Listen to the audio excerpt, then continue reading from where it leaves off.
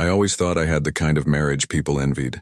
2 kids, a nice suburban home, vacations once a year, and a wife who always told me I was her rock. For years, I believed every word, every smile, every late night "I love you." But then little cracks started to show. Cracks I tried to ignore because, honestly, who wants to believe the person you trust most in the world might be lying straight to your face? It started small, with her sudden obsession with girls, nights and work events that somehow never had photos or real details.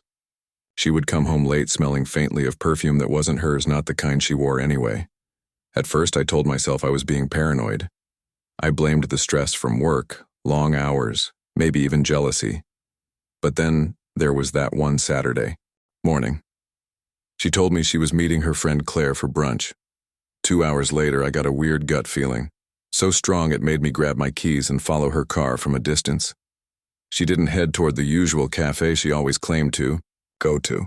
She pulled into a mid-range hotel off the highway, the kind of place people go when they want to stay off the radar.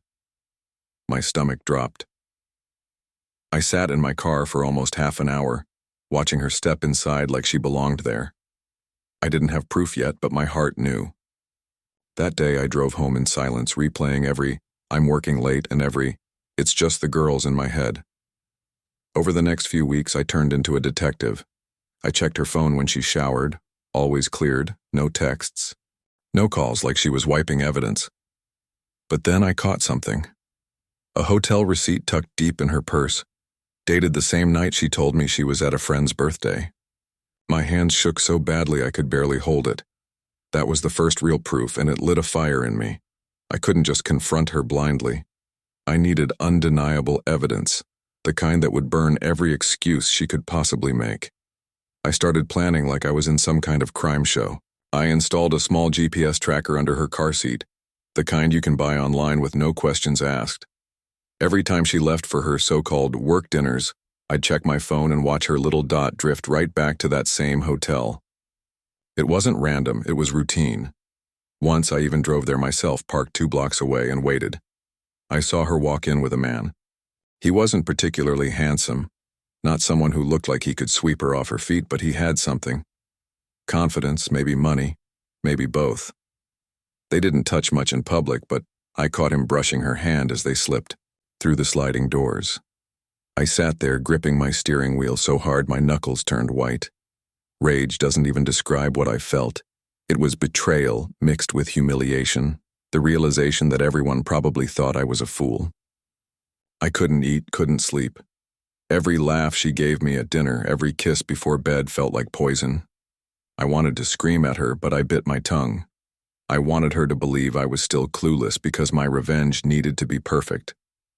I started documenting everything, screenshots from the GPS, photos from my phone zoomed in on them walking into the hotel, and copies of every receipt I could find. I kept it all in a hidden folder on my laptop, a digital case file of my broken marriage. And while I was gathering evidence, I started rehearsing in my head how I'd flip the script.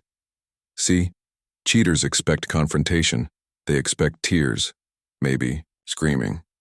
What they never expect is silence and patience. That's where I had the advantage. The more I pretended to be the doting husband, the more careless she became.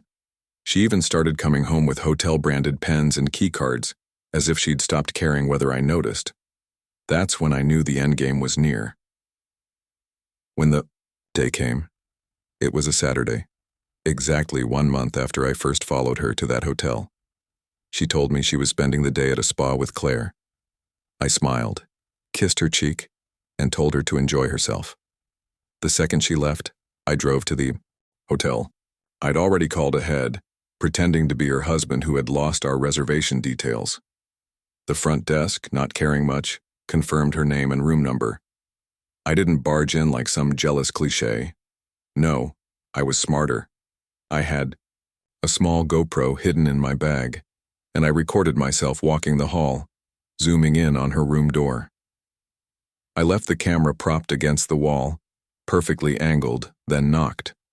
When the door cracked open, there she was, in a robe, hair messy, eyes wide with shock. Behind her, the man scrambled to cover himself with the sheets. She froze, stammering excuses that made no sense, but I didn't argue. I just picked up the camera, gave her one long look, and walked away. Later that evening, when she returned, home acting tired from the spa, I was waiting with my laptop hooked up to the TV. With one click, I played the footage. Her face drained as the video showed her hotel door, her robe, the panic in her eyes.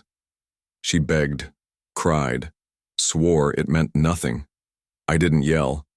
I simply told her I had already sent copies to her parents, her boss, and the man's wife. The silence after that nearly crushed her. She realized in that moment her little secret wasn't a secret anymore. It was her entire world collapsing.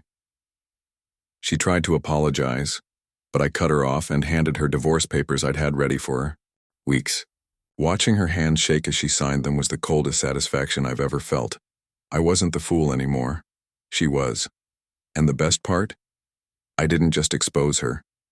I erased her mask, forced her to face the truth in front of everyone she thought she could fool. That was my revenge.